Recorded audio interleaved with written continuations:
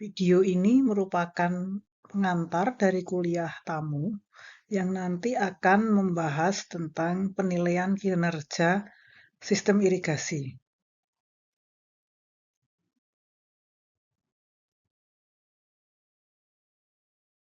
Pertanyaan pertama yang timbul, mengapa perlu mengukur kinerja irigasi atau performance assessment itu kenapa harus dilakukan? Dalam kasus sistem irigasi, kita tahu bahwa pembangunan sistem irigasi itu memerlukan biaya yang sangat besar.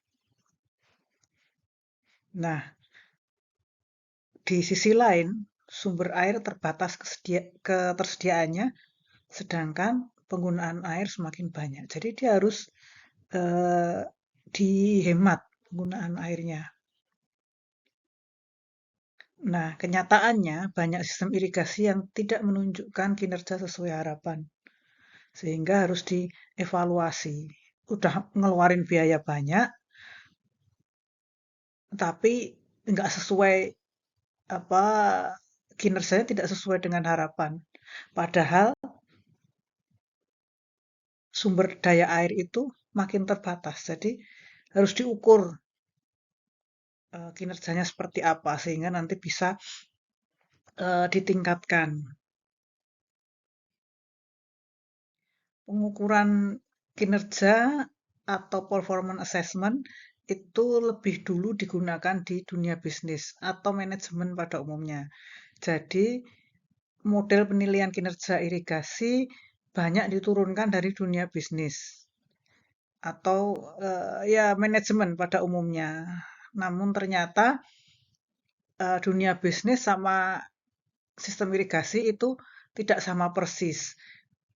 Ada perbedaan-perbedaan sehingga pengukuran kinerja di irigasi itu harus disesuaikan. Yang pertama, irigasi itu menyediakan jasa secara monopoli. Jadi petani di suatu daerah hanya terima dari sistem irigasi itu. Dia kalau tidak puas, dia tidak bisa cari air dari sistem irigasi yang lain.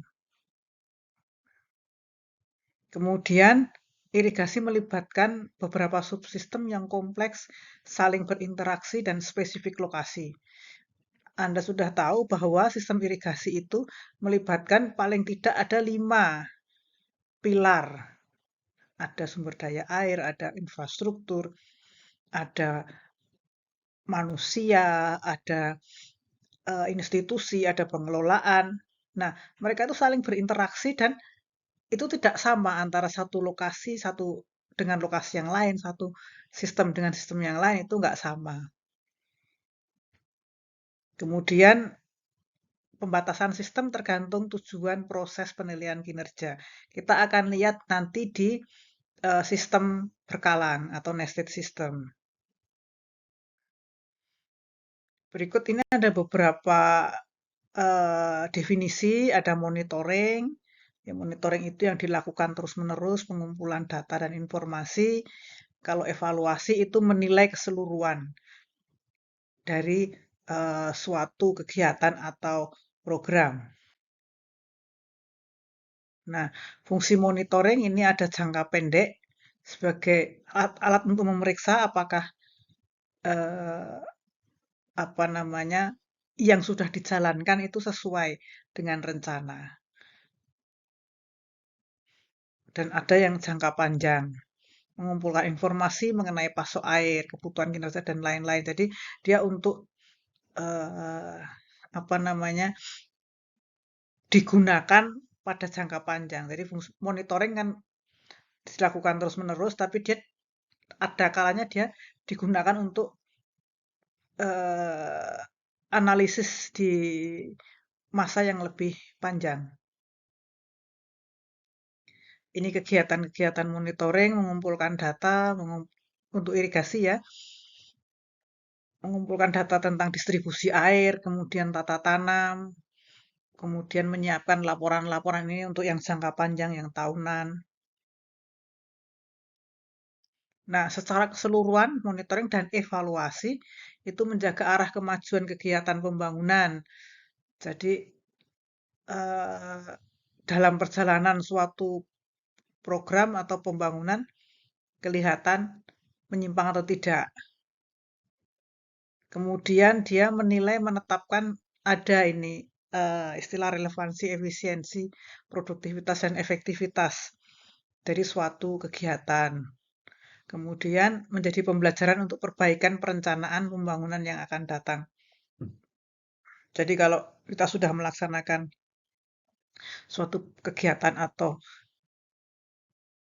project gitu, nanti kalau ada kegiatan yang mirip, kita bisa lihat hasil dari monitoring dan evaluasi ya, kegiatan yang mirip itu. Jadi ke depan misalkan ada kekurangan itu nggak akan diulangi lagi.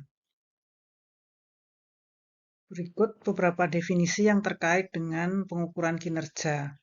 Yang pertama ada kinerja itu sendiri, itu adalah tingkat capaian. Tingkat capaian dari satu atau beberapa parameter yang dipilih sebagai indikator. Nah, indikator itu apa? Indikator itu ukuran yang dibakukan, yang dipakai untuk menilai. Kemudian, kalau parameter itu ukuran atau tolok ukur kinerja dari suatu populasi. Jadi, contohnya begini, kinerja, misalkan kita mau mengukur kinerja seorang mahasiswa. Indikator yang digunakan apa? Indikator yang digunakan misalnya prestasi akademik. Parameternya apa? Parameternya IPK. Nah, misalnya seperti itu. Nah, di irigasi juga kita kalau mau menentukan irigasi itu, suatu sistem irigasi itu bagus apa tidak, kita harus tentukan indikatornya apa. Dari apa dia diukur. Terus ngukurnya bagaimana, itu parameter. Dari apa dia diukur itu eh, apa namanya indikator, kalau ngukurnya bagaimana itu parameter. Jadi yang diukur apa tadi kalau kinerja mahasiswa itu kepinteran, apa prestasi akademik gitu. Ngukurnya bagaimana? Ngukurnya dengan IPK. Nah, itu parameter. Nah, nanti di irigasi Anda bisa ikuti bagaimana indikator yang digunakan untuk mengukur kinerja irigasi dan parameter-parameternya apa. Kemudian ada data. Kalau data itu hasil pengamatan yang diperoleh. Jadi ada dengan tata cara tertentu ya. Jadi ada metodologinya. Supaya nanti kalau diambil seseorang dengan diambil orang lain, itu hasilnya akan sama. Jadi harus ada tata cara atau metodologinya. Kemudian ada informasi.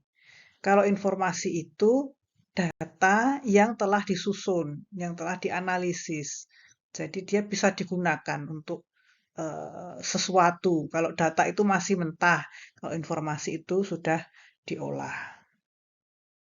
Nah, sekarang sistem irigasi itu sangat khas, salah satunya karena dia adalah merupakan sistem berkalang atau nested system. Jadi ada sistem dalam sistem. Kalau kita melihat sistem irigasi, suatu sistem itu akan ada input dan ada output.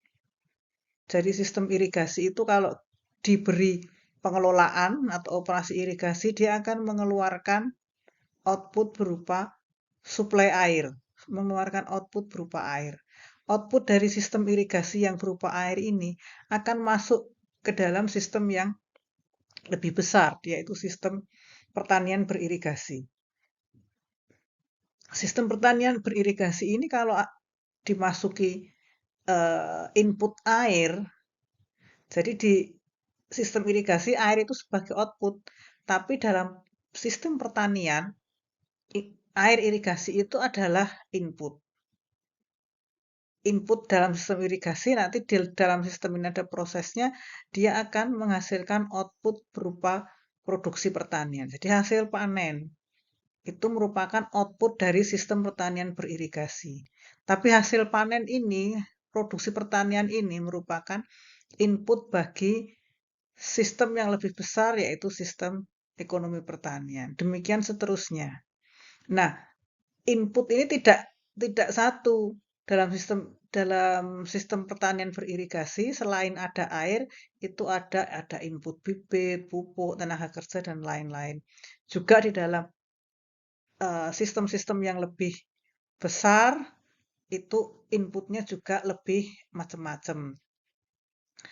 Nah, kalau kita melakukan monitoring dan evaluasi terhadap sistem irigasi, kita harus tetapkan sampai batas mana dia diukur. Apakah kita hanya mengukur hal airnya saja, atau kita sampai ke sistem pertanian, sampai ke produksinya, atau sampai sistem yang lebih besar lagi, bahkan sampai sistem yang ekonomi politik yang nasional, ini pembangunan nasional.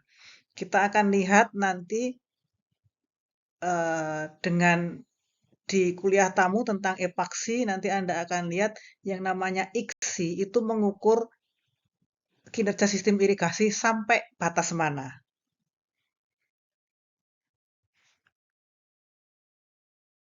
Nah, ini ada syarat-syarat pemilihan indikator, Anda bisa cek. Jadi untuk memilih sesuatu indikator untuk mengukur mengukur suatu kinerja itu tidak asal, tapi ada caranya. Jadi yang dipakai sebagai indikator untuk mengukur itu harus sesuai dengan eh, yang diukur. Jadi sifat alami dari objek yang diukur. Dan ada syarat-syarat lain ya, dia harus valid, terpercaya, dan relevan, peka, bersifat khas, kemudian memungkinkan untuk diukur dengan biaya yang efektif dan waktu yang cukup.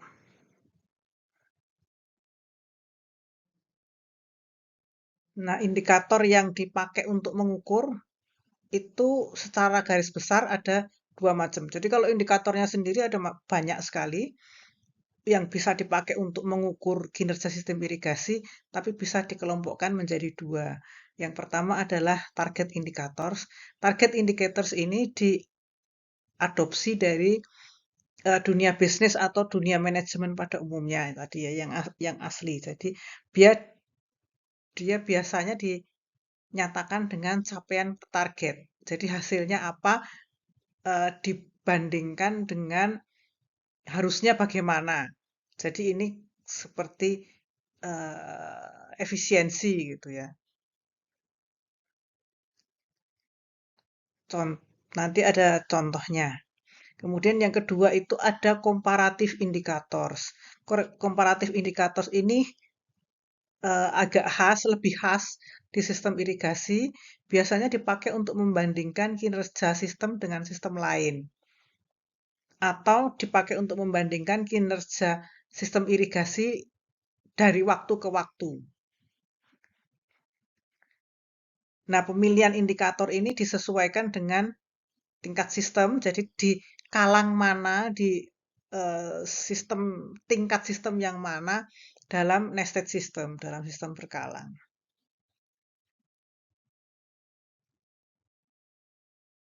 Ini contoh-contohnya indikator. Nah, ini ada macam-macam. Ini indikator di kalang satu, di kalang efisiensi, di kalang sistem irigasi. Jadi ini hanya air saja yang dipakai efisiensi efisiensi input dan output. Jadi ini nunjukkan sistemnya, kemudian kecukupan, ketepatan waktu. Ini semuanya di sistem yang lebih rendah. Nah, nanti Anda akan lihat yang digunakan di epaksi itu seperti apa.